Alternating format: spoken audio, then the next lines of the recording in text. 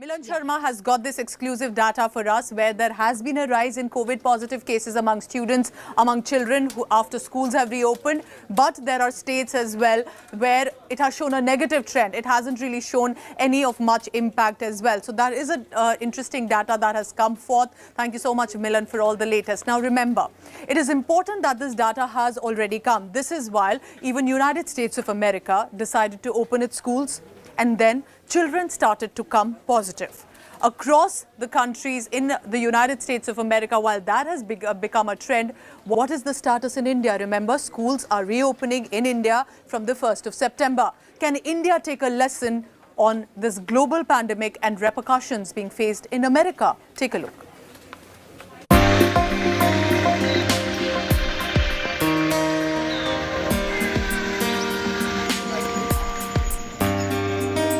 From September 1st, children will be back in schools in more states of the country.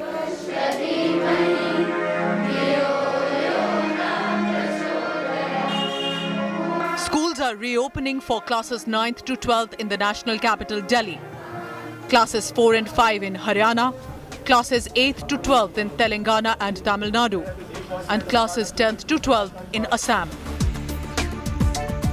The Delhi Disaster Management Authority has released guidelines to be followed by the schools in the capital. Maximum 50% capacity is allowed in the classroom. All teachers and non-teaching staff should be vaccinated. Students will be barred from sharing lunch, books, copies and stationery. Students and teachers living in COVID containment zones will not be allowed to come to schools and colleges. Will following these guidelines be enough to ensure the safety of school-going children? This is the big question on the mind of parents. India can perhaps look at the United States to be better prepared.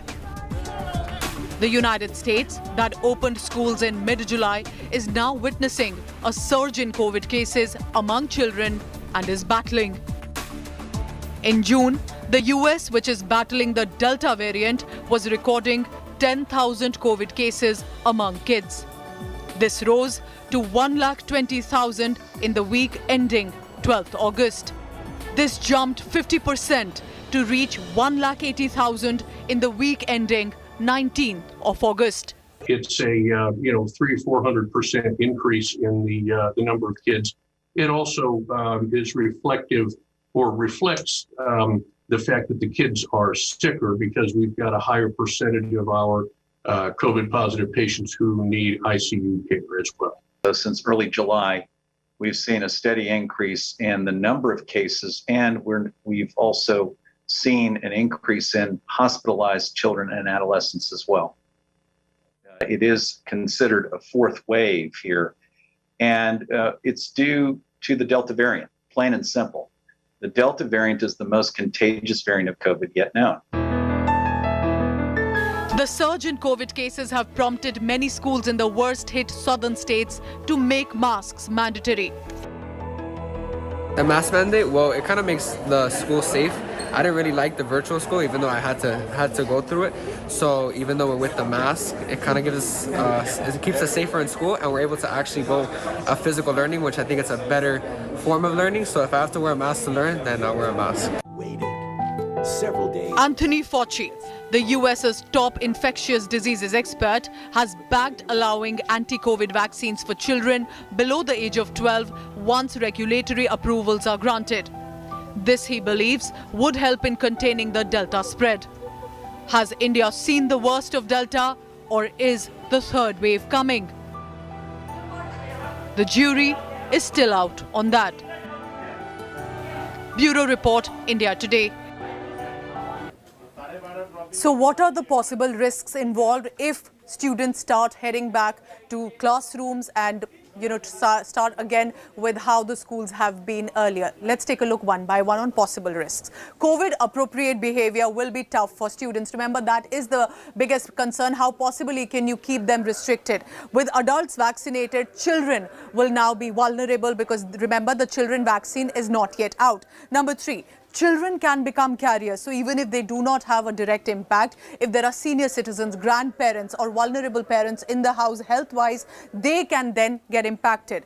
Kids can take the virus home and impact the family members because there's no vaccine yet for children.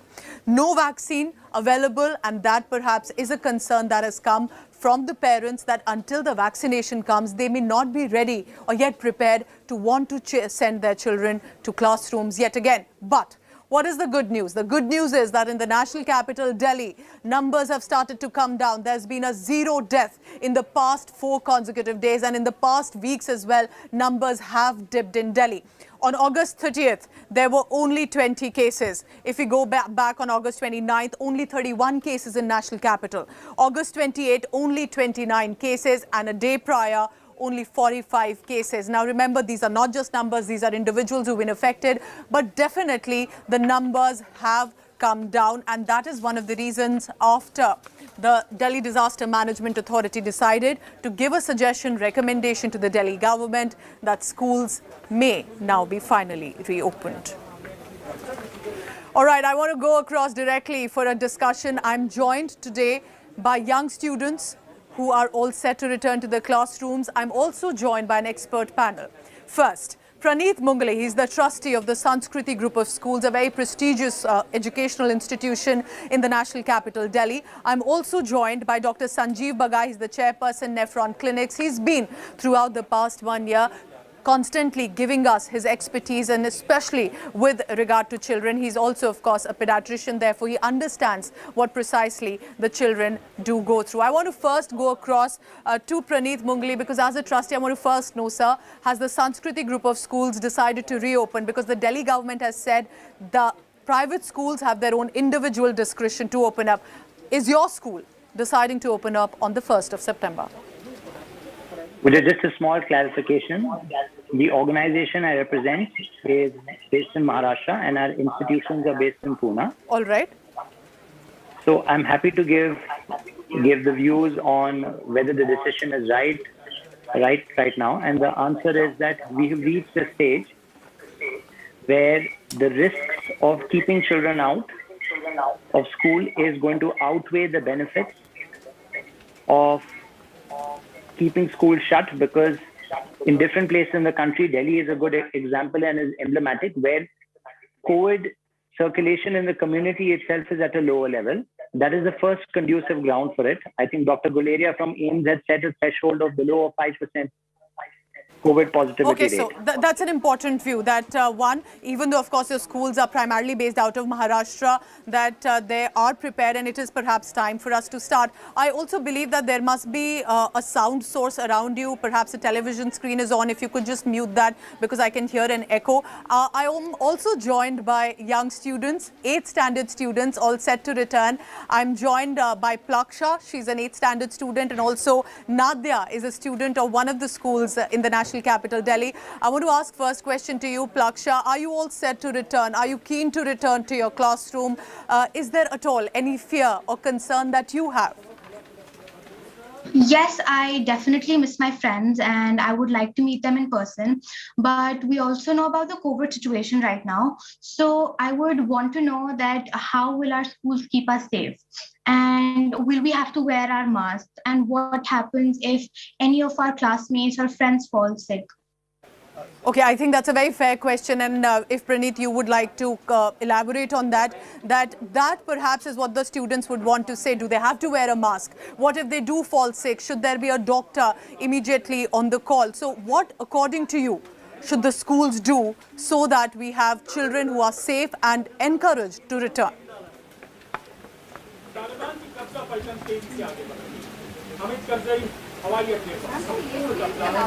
Okay, we'll just get that audio link checked with you. Praneeth, I think you've muted your microphone. I want to take that question to Dr. Bagai as well. Dr. Bagai, as you could hear this young girl, Plaksha, that she of course wants to go back to her classroom, misses her friends, but there's a very justifiable concern. What, according to you, should doctors and of course the educational institutions ensure that these children are encouraged to return? Okay, so I think we need to put fear and anxiety aside, and we need to look at medical science and facts very carefully. I'm not in favor of the schools opening immediately. There are some schools who will be geared up to have that level of infrastructure and preparedness Yes. and precautions, but a vast majority, unfortunately, still would not be. So, what are the concerns? The concerns are threefold. One is that the children are completely unvaccinated. They are the most vulnerable group at the present moment.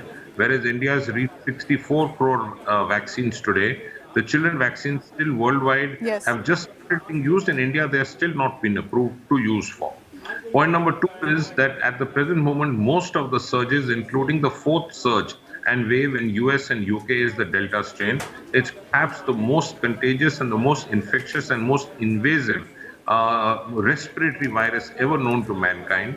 It is 1,260 times more infectious in viral load on day one, and it causes almost 4 times the death load as compared to even the Alpha strain, 200 times And more I admissions. think that is what is impacting the American children as well. So do you think India needs to be better prepared as a precautionary measure, watching what is unfolding in the USA? Yeah, and to complete my statement, children with masks will become mandatory in schools. We know that social distancing of six Yes. feet, even 8 feet or 10 feet is sometimes not sufficient with the Delta strain. It can go over 60 feet in terms of distance of transmission. It can linger on in the air for 9 to 12 hours in a room. And we know that it can have a cross room jump. So that means it can go from one room to another room. So the key again will become ventilation, the AC ducts, the HEPA filters, the hyperfiltration of the air. There are many other logistic issues which the school will have to gear up for before opening. Like I said, some schools, yes, would be geared up for it, Yes. but unfortunately, a lot of schools will not be able to gear up for it. I want to end this statement by saying long COVID is the next pandemic, especially in the pediatric age group. Asymptomatic carriers, which comprise 50% of children, can land up with long COVID symptoms, which can involve the heart and the brain. Okay. It's better to be safe than sorry. But I have an added question there. Don't you think, Dr. Bagai, that could be an alarming statement as well? Or do you think that's what parents must know and gear up for? I think there has to be a hybrid model. What is the way forward? If the schools opening have to be a must, it must be at staggered timings. So half the school can be in the morning, half can be in the afternoon and evening in terms of number of children. Okay. Strict norms of social distancing, especially masking, and more So importantly, some the measures hybrid. need to be taken. I want to go again to Praneeth Mungali. He's the trustee, Sanskriti Group of Schools. Mr. Mungali, like that girl also asked, how and what could possibly these schools do? Whether it is in Maharashtra, whether it is in Delhi, as schools are reopening. According to you, can you tell us about some of the measures that your group of schools will want to take so that children are convinced to return? Sure, Pooja. So the starting point is ensuring that all the staff are vaccinated, the teachers as well as the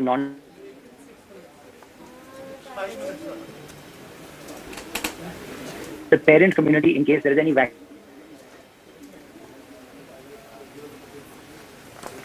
All right. And Logical so, starting of point. course, yes. Okay, we'll try and get that link back again with Mr. Praneeth. I want to go across to our second student as well. Nadia is now joining me. Nadia, you're also an 8th standard student in a Delhi school, in a private school in Delhi. My question to you would be, I'm sure by now you're used to the online education, online examination. Are you ready to move offline, or would you want to stay at home and want to be now getting your studies via the computer screen? Yes, I definitely miss my classmates, but we also like the online education mode better. So will we have the online education option open? All right, Praneeth Mungali now is back with us. Like you're listening to these children, again, this girl, Nadia, is saying that she'll in fact prefer the online education if that is an option, at least to begin with. Do you think that could help? That as a hybrid model that Dr. Bagai is also telling us, start with that option, and once the parents and children are convinced, they can then move perhaps to the classroom. I agree with what Nadia has said, and that is the wish of a large number of students. So the hybrid model is the right way forward, where there is freedom of choice for those students who are keen to come to campus following the social distance norms. At the same time, those who would wish to wait either because of personal circumstances at home or for any other extenuating factors, Yes. then they should have uninterrupted learning where they can continue to learn at home. So we are definitely going to have the hybrid model to start off with, and I know that is the majority view of a lot of the private schools as well, that is a logical starting point. And if you would like to complete your first point as well, what according to you, as many teachers Sure. and principals must be watching you and listening to you right now, what are you suggesting to them, what your schools are doing and they perhaps can emulate as well? Sure. So I think the two most important steps, I think these are points that Dr. Bagai have made and many other experts have made, including the government policy. Ensuring vaccination of not just the school staff, but encouraging parents and grandparents who might be staying at home, in case there is any vaccine hesitancy over there, to get vaccinated on priority. The equally important second step, which I'm aware that the US is doing now in a number of school districts, is making easily available access to saliva-based tests very often on the school campus, so they can rapidly give results, because when there is COVID spreading in the community, containment, tracking, and making sure that the biobubbles are not breached is going to be very important. So nasal swabs are difficult. Saliva swabs are an easier way to go, and the government it's working with the government, working with the private sector. So these are easily available at school as well as other places. So the testing and tracking becomes easier. Okay, so these are some of the points that you've mentioned. But I want to ask Dr. Bagai to what these children are also saying. What about the social development skills? We've spoken about that since the past 1 year. Do you think now it's an option between developing social skills or staying safe for now? Yeah, so just a couple of bullet points. I won't elaborate too much because of want of time. I think schools will have to invest in the infrastructure with regards to ventilation and especially the AC ducts. They will have to keep specific norms of making sure that clusters of gatherings don't happen within schools. We have to ensure that masks and disposal of the masks become important, especially the canteen areas and places where children can gather. A hybrid model of online and offline would be the best way forward. Staggered timings would be the best way forward. Toilets have to be specifically geared up for ventilation because sewage water and toilets spread COVID. Public education as far as children are concerned to the parents is vital. Making sure the parents and the family members at home must be vaccinated because they could be innocent carriers, especially indoor transmission at home. Making sure all the teachers are vaccinated and the transport departments. A lot of children. So there are some of the infrastructure that needs to be developed as well. So thank you so much, Praneeth Mungli, Dr. Sanjeev Bagai, and of course to the two young bright students. I hope you can return to your classmates safe, but soon enough as well, and continue with your education in the classroom or even online. Thank you so much, all of you, for joining us. Remember, this is an ongoing discussion. Whether or not you're ready to send your child to school, do let me know.